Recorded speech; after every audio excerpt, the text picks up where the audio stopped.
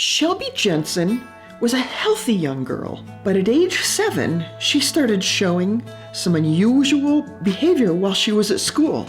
She was lightheaded and dizzy. She had a strange feeling in her head. She then had a headache and started crying. She had difficulty writing numbers and said she couldn't remember the numbers. Her father picked her up at school and saw that she was confused and wasn't following commands correctly.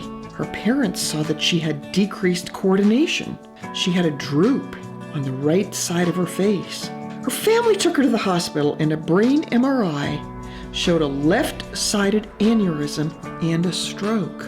A brain aneurysm is a weak or thin spot on an artery in the brain. It bulges out and fills with blood. It often looks like a berry hanging on a stem. This can put pressure on areas of the brain, or more seriously, it can rupture and cause bleeding in the brain, or it can throw a blood clot. Both the bleeding and the clot can lead to a stroke. A stroke happens when the blood supply to part of your brain is cut off. The brain does not get enough oxygen, and brain cells die. The aneurysm in Shelby's brain threw a clot and caused a stroke. This led to right hemiparesis, or weakness on the right side of her body. She also had some difficulty talking because the language center is in the left side of the brain. Shelby was taken to the operating room and had clipping of the aneurysm so that it would not worsen. Shelby was left with weakness in her right arm and leg. She was able to walk, but with difficulty. She couldn't use her right hand for fine motor tasks. She needed to begin to use her left hand for eating and writing. This is Shelby today. She also had spasticity in her ankle and hand. Spasticity is muscle tightness caused by an injury to the brain. For many years, she's had Botox injections to decrease this spasticity. Living with a stroke is not easy. As a young teenager, Shelby struggled emotionally. It's hard enough being a teenager.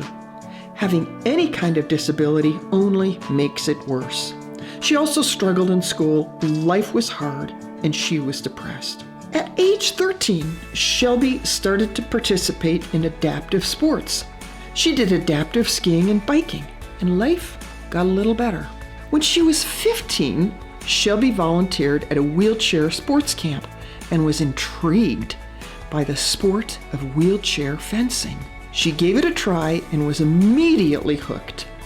She loved that you can stab another person or hit another person and not get yelled at. She began fencing with 3 different weapons. In 2017, Shelby began competing on the national circuit and won her first gold medal at the North American Cup. She won 2 medals at the 2019 Pan American Wheelchair Championships, and she won bronze at the Under-23 Wheelchair World Championships. She was national champion in 2 of the weapons. Shelby qualified for the Team USA Paralympics, and in 2021 competed in Tokyo. She described it as the experience of a lifetime and said it was amazing. Living with any injury to the brain is tough. You can't do what you previously could do, but life goes on. It doesn't end. Finding meaning and purpose is key to success and happiness. Adaptive sports is one way to find purpose, but many other things can give life meaning.